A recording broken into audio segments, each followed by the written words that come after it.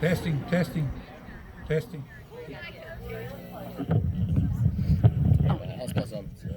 Okay, can you hear me now? I can hear me. Good morning. Good to see everybody here this morning. I tell you what, we got a big crowd. I wasn't sure we were going to have too many. They're everywhere. It's good to see everybody. It's the first time I've seen from this perspective, so it's really nice to see. We welcome you to Mount Olivet United Methodist Church. If you're visiting here, we're glad you're here, and we hope that you'll find this a rewarding experience and come back and worship with us again. We have just a few announcements this morning. We do need to remind you of the summer mission that we're doing. It is for UNCOR and for COVID relief. You'll find a basket over here on your right. If you'd like to make a donation to that, please feel free. We also have our regular offering basket over here, and we also are still encouraging you to do online giving. So please consider those options. We have a request this morning that if anyone would like to get the announcements and the prayer list and all those things that are included in the emails, if you're do not have email, please get with Susan or Alice, Alice, and let them know that you'd like to have it, and they'll be sure to try to get it to you in snail mail. So if you're living in yesterday's times and don't have email, let them know, and they'll get things to you. Also, a reminder about Dan Hosey passing away. He passed away Wednesday, I think it was, Thursday. Service will be this afternoon at Davidson Funeral Home in Lexington at 2 o'clock. They have a limit of 50 people that can be there. And of course, there's a lot of family and essential people that need to be there. So they are offering this service online, live streaming.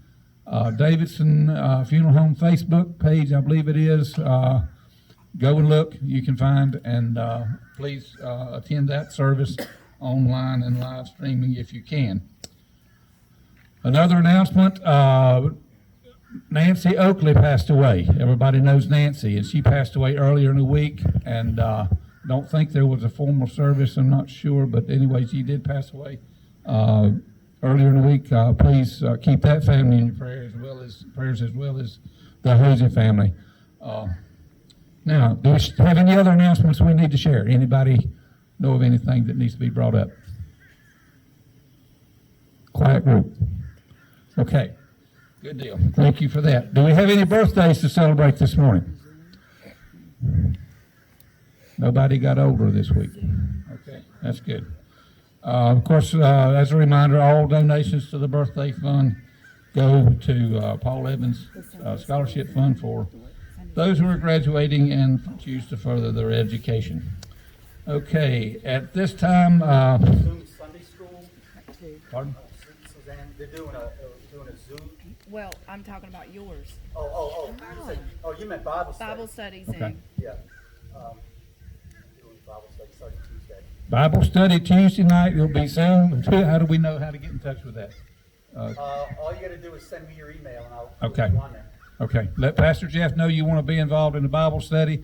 He'll give you the link and the code numbers and all that kind of stuff so you can get on Zoom. So keep that in mind. 6:30, 1 hour long.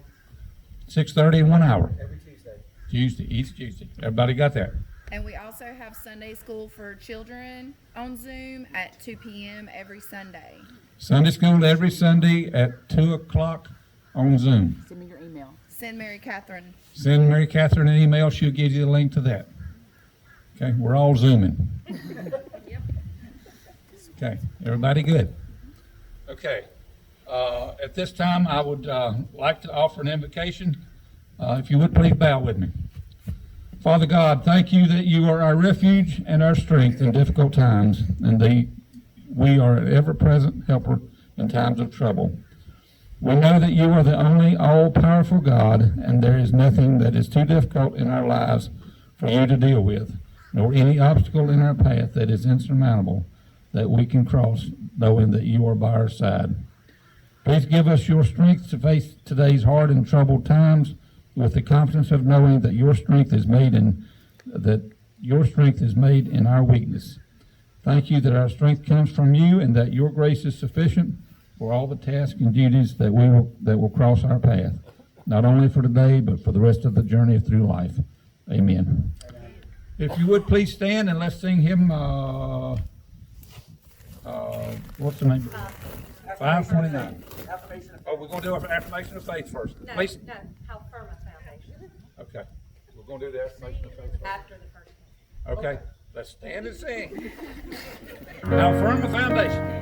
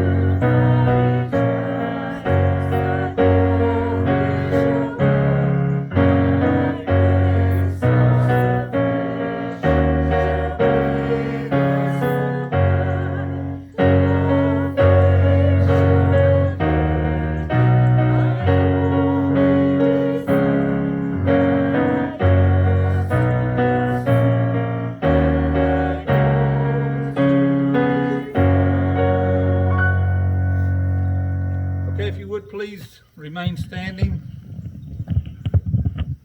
as we say what we believe in the Apostles' Creed.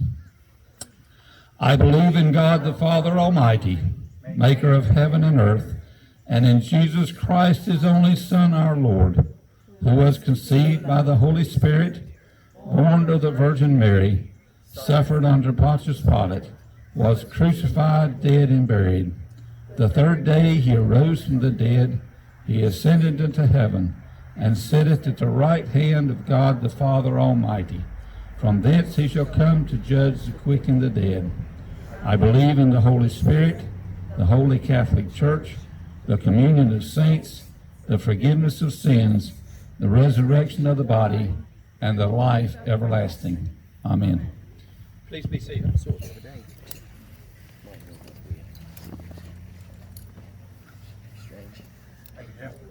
Appreciate it, sir. Jim.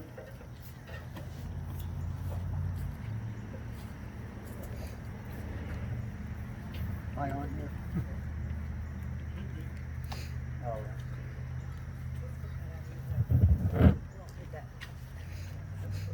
Thanks.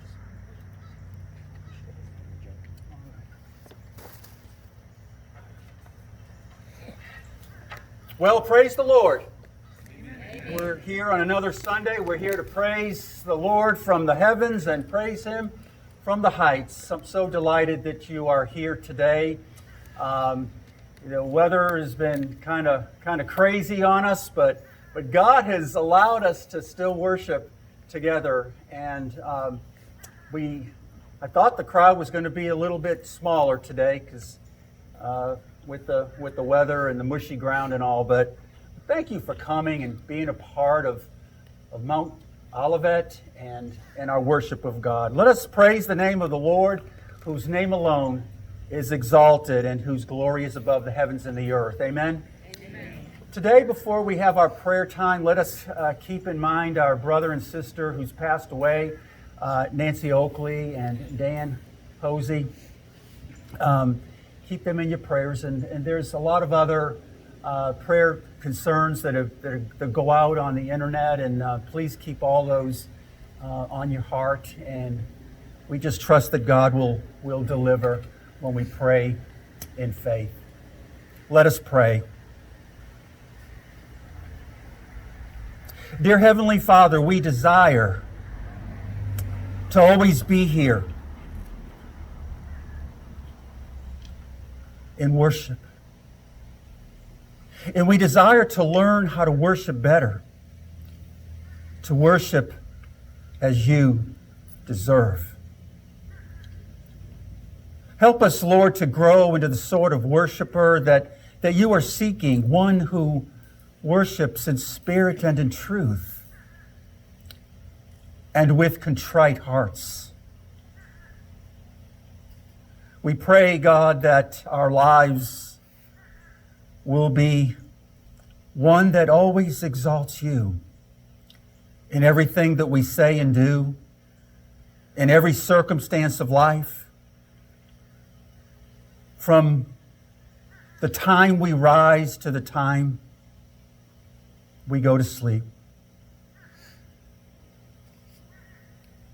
We desire, Lord, to always walk in your ways, to serve you with our being, and to learn to love you as you have loved us. Lord, this day we worship you in the beauty of holiness, and we bow our hearts and our souls before you. We give to you honor and glory. Forgive us of our sins. Bless our loved ones everywhere, especially those who are hurting and sick. And comfort Sally Hosey and family as we celebrate Dan's life and give him back to you this day. We pray this prayer as we pray every prayer in the great name of Jesus Christ, who taught us to pray together. Our Father, who art in heaven, hallowed be thy name. Thy kingdom come, thy will be done on earth as it is in heaven. Give us this day our daily bread, and forgive us our trespasses as we forgive those who trespass against us. And lead us not into temptation, but deliver us from evil. For thine is the kingdom, the power, and the glory forever and ever. Amen and amen. And now, if you are able to stand, we're going to sing one of my favorites, Be Thou My Vision. Please stand.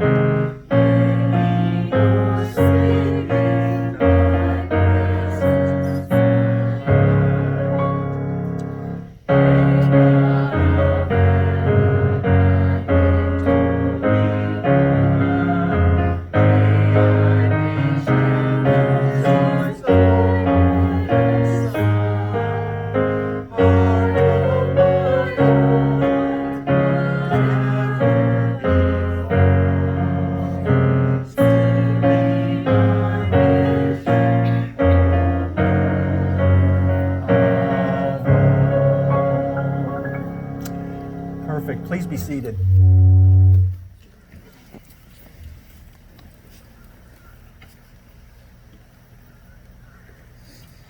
Let us pray. Father, let the words of my mouth and the meditation of our hearts be acceptable in your sight, O Lord, our rock and our Redeemer. Amen. Our reading today comes from the Old Testament book of Daniel. And we read in the book of Daniel the story of a man named King Nebuchadnezzar, who was the ruler of Babylon. And he one day concocted in his brain that he was going to erect an idolatrous image made of gold. And he was doing this to solidify his kingship. And he thought that that would unite the people. But there were Babylonian captives, Israelites, who were expected to worship this idol. And we read about 3 men who stood up to the king, said, "We will do no such thing," even though they were threatened with being thrown into a fiery furnace. It's a great story about commitment to God and about faith. It's the 3rd chapter in the book of Daniel, and it's a rather long reading. And it's really hard to chop it up, try to make it shorter. We have to read the whole thing. So I hope that you will be patient and listen to the story about this golden image. King Nebuchadnezzar made a golden statue whose height was 60 cubits and whose width was 6 cubits. He set it up on the plain of Dura in the province of Babylon. Then King Nebuchadnezzar sent for the satraps, the prefects, and the governors, the counselors, the treasurers, the justices, the magistrates, and all the officials of the provinces to assemble and come to the dedication of the statue that King Nebuchadnezzar had set up. So the satraps, the prefects, and the governors and councils and treasurers, justices, and magistrates, and all the officials of the provinces assembled for the dedication that King Nebuchadnezzar set up. When they were standing before the statue that he had set up, the herald proclaimed aloud, "You are commanded, O peoples, nations, and languages, that when you hear the sound of the horn, the pipe, the lyre, trigon, harp, drum, and entire musical ensemble, you are to fall down and worship the golden statue that King Nebuchadnezzar has set up. Whoever does not fall down and worship shall be immediately thrown into a furnace of blazing fire." Therefore, as soon as all the peoples heard the sound of the horn, the pipe, lyre, trigon, harp, drum, and entire musical ensemble, all the peoples, nations, and languages fell down and worshipped the golden statue. Accordingly, at this time, certain Chaldeans came forward and denounced the Jews. They said to King Nebuchadnezzar, "O king, live forever. You, O king, have made a decree that everyone who hears the sound of the horn, the pipe, the lyre, the trigon, harp, drum, and entire musical ensemble shall fall down and worship this statue. And whoever does not fall down will be thrown into the furnace of blazing fire." There are certain Jews whom you have appointed over the affairs of the province of Babylon, Shadrach, Meshach, and Abednego. They pay no heed to you, O king. They do not serve your gods, and they do not worship the golden statue you have set up. Then Nebuchadnezzar, in furious rage, commanded that Shadrach, Meshach, and Abednego be brought in. So they brought those men before the king. Nebuchadnezzar said to them, "Is it true, O Shadrach, Meshach, and Abednego, that you do not serve my gods, and you do not worship the golden statue that I have set up? Now, if you are ready, when you hear the sound of the horn, pipe, lyre, trigon, harp, drum, and entire musical ensemble, to fall down and worship the statue that I have made, well and good. But if you do not, you shall immediately be thrown into a furnace of blazing fire. And who is the God that will deliver you out of my hands?" Shadrach, Meshach, and Abednego answered the king, "O Nebuchadnezzar, we have no need to present a defense to you in this manner. If our God, whom we serve, is able to deliver us from the furnace of blazing fire and out of your hand, O king, let him deliver us. But if not, be it known to you, O king, that we will not serve your gods, and we will not worship the golden statue that you have set up." Then Nebuchadnezzar was so filled with rage that Shadrach, Meshach, and Abednego, that his face was distorted. He ordered the furnace heated up 7 times more than was customary, and ordered some of the strongest guards in his army to bind the 3 men and to throw them into the furnace of blazing fire. So they were bound, still wearing their tunics, their trousers, their hats, and their other garments, and they were thrown into the furnace. Because the king's command was urgent, and the furnace was so overheated, the raging flames killed the men who lifted Shadrach, Meshach, and Abednego. But the 3 men fell down, bound into the furnace of blazing fire. Then King Nebuchadnezzar was astonished and rose up quickly. He said to his counselors, "Was it not 3 men that we threw into the fire?" They answered, "True, O king." He replied, "But I see 4 men, unbound, walking in the middle of the fire, and they are not hurt, and the 4th has the appearance of a god." Nebuchadnezzar then approached the door of the furnace and said, "Shadrach, Meshach, and Abednego, servants of the Most High God, come out. Come here." So they came out from the fire. And the satraps, the prefects, the governors, and the king's counselors gathered together and saw that the fire had not any power over the bodies of those men. The hair on their heads was not even singed. Their tunics were not harmed, and not even the smell of fire came from them. Nebuchadnezzar said, "Blessed be the God of Shadrach, Meshach, and Abednego, who has sent his angel and delivered his servants who trusted in him.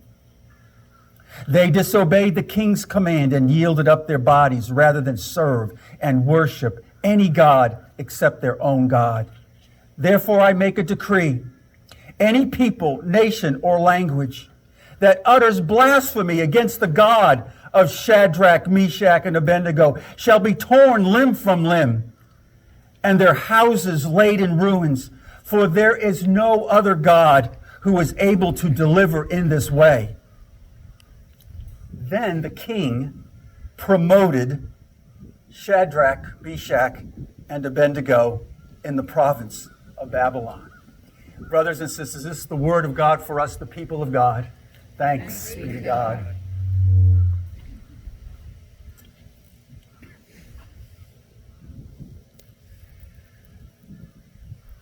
The storm came roaring in from the Atlantic, and it left the city of New York paralyzed. Often such storms causes little inconvenience to the city, because at the first sign of a snowflake, work crews are already assembled. The snowplows are ready to go. The weather forecasters do a pretty good job. And because they do, the city in snowstorms keeps moving. And people continue on their merry way. But on this particular cold day, the forecasters got it wrong. The weathermen missed it. And the mistake is understandable. Most weather systems move from west to east. But this was a storm that rolled in from the Atlantic. They call it a nor'easter, a storm which can slip in unexpectedly. It's like a winter hurricane.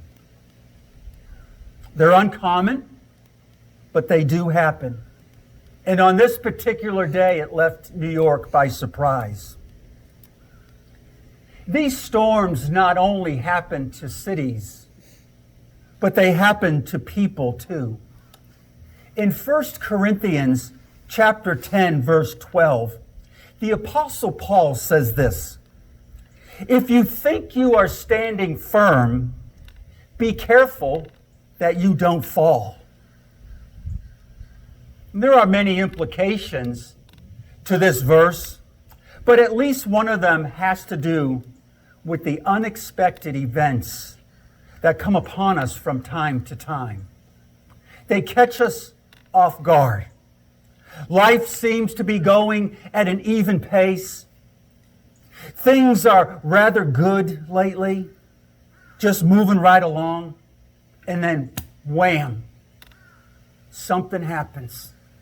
Something happens to disrupt all of that contentness. And it seems like the whole world is caving in on us, and there's no escape. The storms that hit us in life are varied. Sometimes it's a husband and wife whose marriage abruptly starts falling apart. Or it could be a parent who has a troubled child. Sometimes it might be a financial problem, something that involves a serious financial loss. It could be the sudden loss of a job or a loved one. Or it may be the temptation to surrender a principle or a cause for which one stands. We could go on and on. The list can be extended indefinitely of the types of things that hit us in life. But such storms have one thing in common. They take us by surprise. And we're not ready. George Cullum, he was a Union Army general during the Civil War. And at a time when the war seemed to be taking a turn for the worse, and the morale was really low in the northern ranks, the general made a speech to his troops, and he said this. He said, "When the rock is hard, we must get harder than the rock. When the job is tough, we must get tougher than the job." Unquote. That's a thought that's worthy of our attention. The question, though, is always the same. How do we stand firm when the storms come and everything seems to be tumbling down around us? How do we hang on when things are collapsing? People have pondered that question for centuries. How do we handle that? But then I want to give you a few simple things that we can do to prepare ourselves for those moments of life. When the fiery furnace starts heating up around us. And the first one is this: stability in the fiery furnace of life is a function of wise planning. Do some planning. Someone has rightly said that one way to handle the unpredictable is to get ready for the predictable. A lot of us go down when we might otherwise stand if we exercise a bit of foresight. Some storms are reasonably predictable. For example, illness. I mean, we all know that we're no strangers. None of us are strangers to illness. We know that it's going to happen, right? Well, a bit of planning and some simple things such as insurance, pre-selected medical procedures, and the like could make that storm a little bit easier, as can regular exercise and right eating. A lot of these things can help when that time comes. And these hard times we know are going to come. It's a foolish person indeed who doesn't set aside something for a rainy day. Wise planning. What about daily temptations? I don't know about you, but a day doesn't go by in my life where I'm not tempted in some way. And that's Satan hard at work in my life.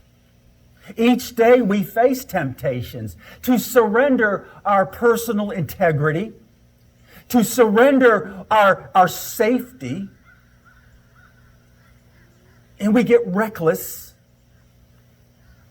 And these temptations are everywhere. Somewhere we have to decide on the line over which we will not cross over. I will not go there, no matter what. Decisions and actions can be made today for things that are likely to happen to us down the road of life.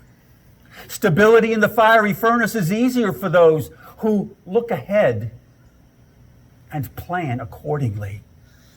Proverbs 20:18 says, "Make plans by seeking wise advice."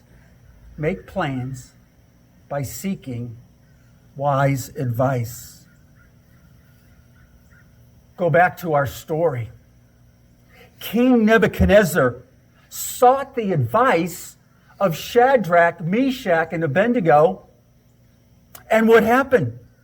The king came to know that there is no other God who can deliver like this. That Shadrach, Meshach, and Abednego is serving the right God.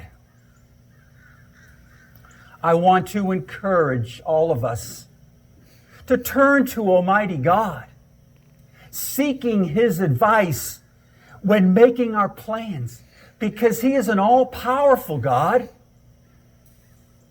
and I believe He won't ever let us down. But He can be trusted. Amen? The second thing, if we want stability in the fiery furnace of life, that is a function of confidence and prayer and patience. Back in 1868, the House of Representatives had drawn up articles of impeachment against President Andrew Johnson. The vote was being taken in the Senate. The crucial ballot rested on a senator from Kansas, whose name was Edmund G. Ross. Well, if Ross voted yes, he was the vote that was going to decide.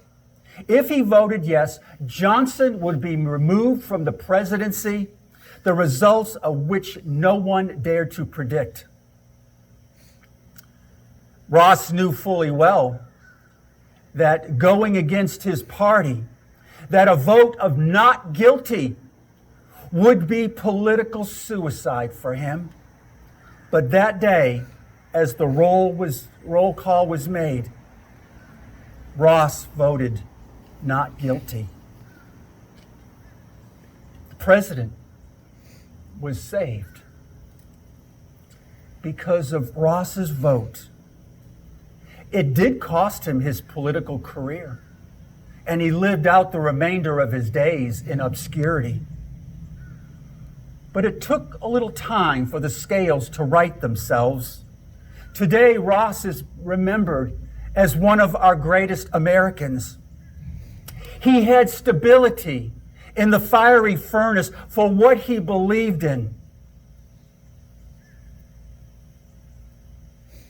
And he refused to surrender his principle, no matter what the consequences would be. He didn't go along with the crowd. Sometimes it takes a while for the seed to come to harvest. People who do not understand the time lag between cause and effect lead frantic and troubled lives. Abraham Lincoln was a great man of God.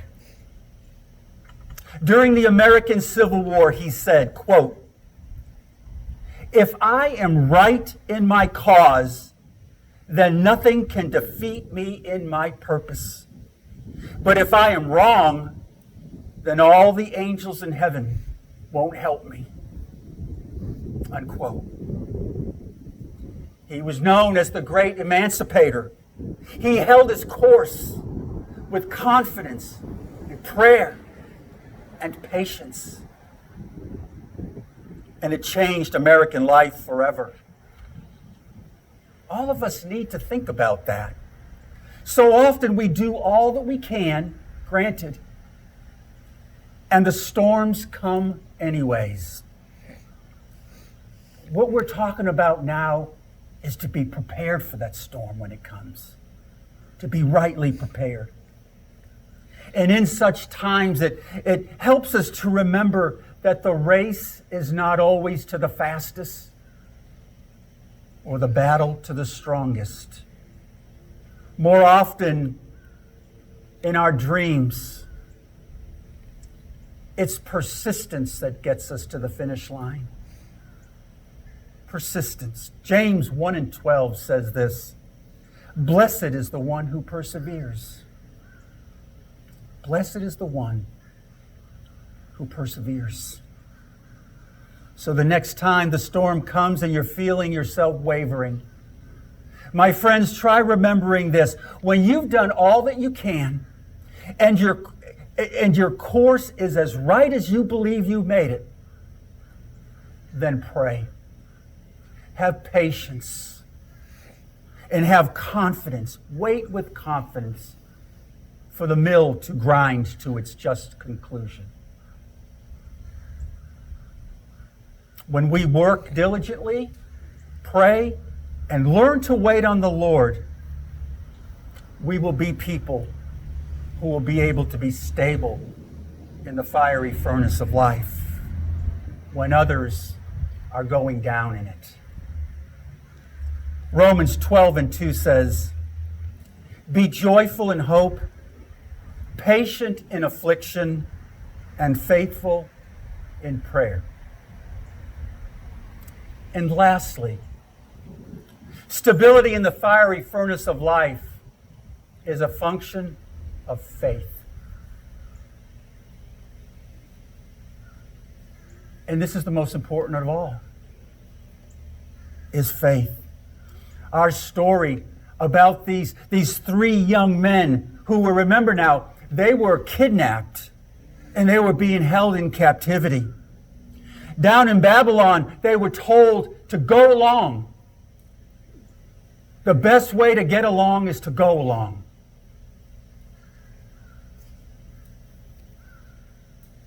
Don't ruffle things. Just go along with what everyone is telling you to do. You can't lick us, so why not join us? These Babylonian captors were asking something of these three men that they could not tolerate. There was no way they were going to worship a false idol, no matter what the consequences would be. I wonder if I was being threatened with being thrown into a fiery furnace, I hope I would have the courage and the faith of Shadrach, Meshach, and Abednego. We should be willing to die, if need be,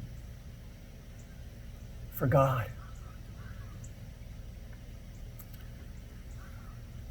When told, unless they agreed, they would be thrown into the fiery furnace, remember what they said? They said, Nebuchadnezzar, we do not need to defend ourselves to you. If you throw us into the fiery furnace, the God we serve is able to save us from the furnace. He will save us from your power, O king. But listen, but even if God does not save us, we want you to know we will not serve your God. And we will not worship that golden statue.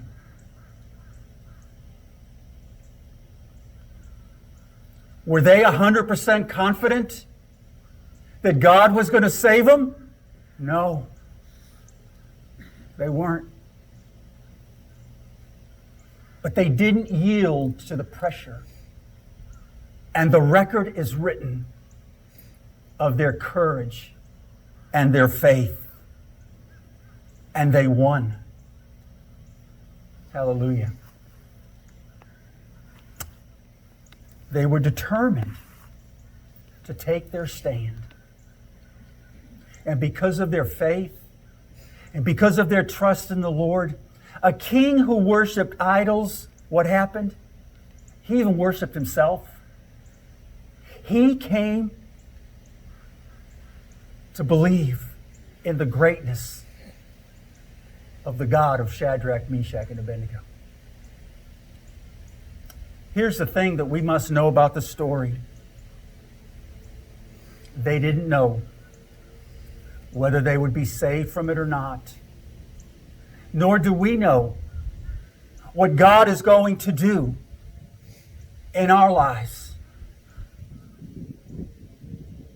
But one thing that we need to do, as those three men did, is we ought never to worship anything other than the God of this universe. And stand firm. Never give in to the pressure.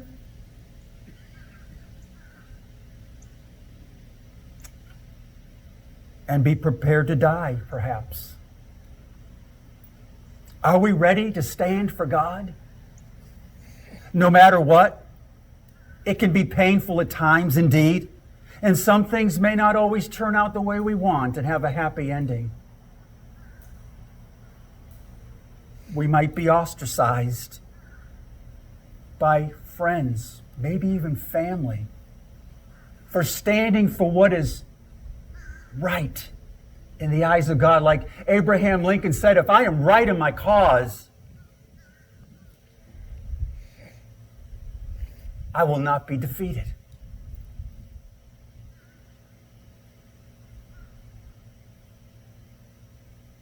The world just might hate us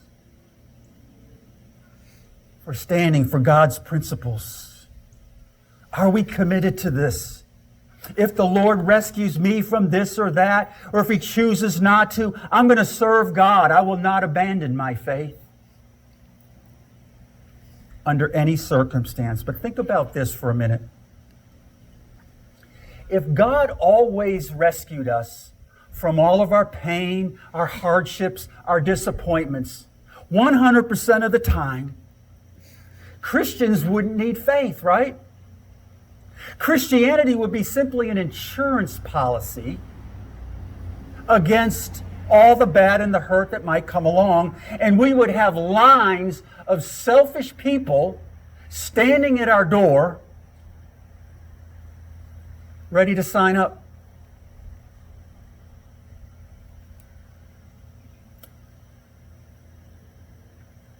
But that's not the way it happens.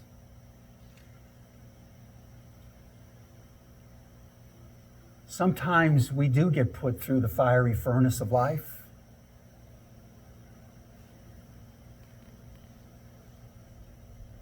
But God won't allow us to be consumed by it. And I believe He will deliver. In conclusion, all of us believe in something. Everybody out there believes in something. The question is, in what do you believe? It's worth the effort to spend some time deciding what we believe. and in whom we believe. Who will we trust with our life? Is life a matter of chance? Is the Creator not dependable? Or is there rhyme and reason to this existence?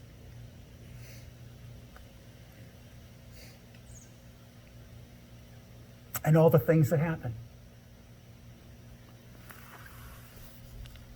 A lot of people have run that question down through the ages and decided on an answer. They have concluded that if life makes any sense at all, there is something out there in this universe that is sovereign and in control. And that something is honorable and just. And it's an almighty God. I believe that given enough time, the right cause will always prevail over the bad. And we see much of that going on in our country today, don't we?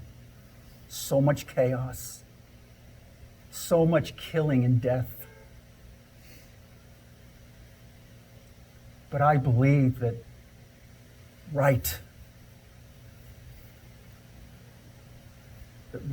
will come and take care of it. We need to have prayer and have patience and confidence in God. I think what we need to always ask ourselves, am I on the right road? And we shouldn't worry about the outcome of a lot of things. Just, am I on the right road? Am I standing for the right cause? Let God take care of the outcome. The road that we're supposed to be on is the road that Jesus taught us. It's the road that He walked Himself. It's the road of self-sacrifice, self-renunciation, humble, loving, kind, compassionate.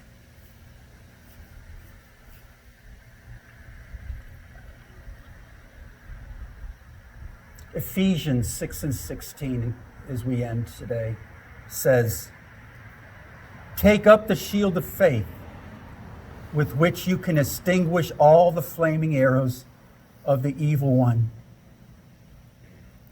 Let's have the faith of Shadrach, Meshach, and Abednego. It was a faith that had stamina in it, a faith that had lots of courage.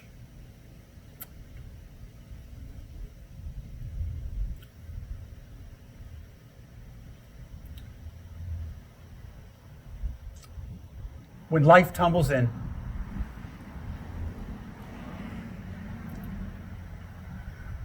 if we plan wisely, if we pray, we learn to be patient, and we have confidence, and we make the decision of what and whom we stand for, we will have stability in the fiery furnace of life.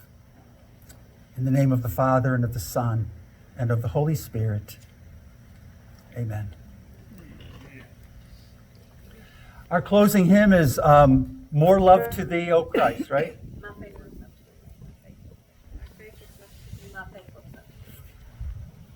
My faith looks up to thee. My faith looks up to thee. My faith looks up to thee.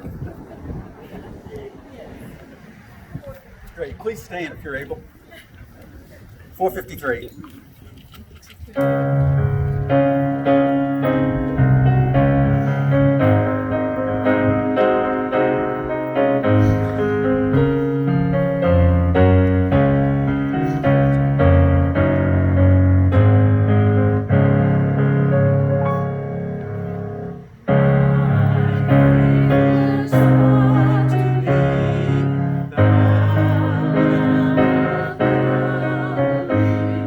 Say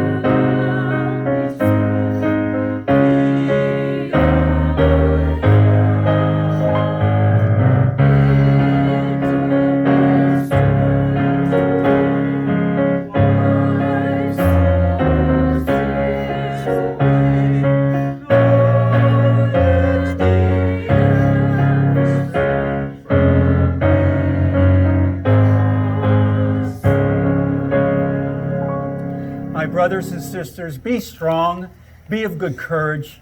Do not be afraid. Do not be dismayed. The Lord your God is always with you. Amen. Go in peace to love and to serve the Lord. Thank you. Have a wonderful day. God bless you.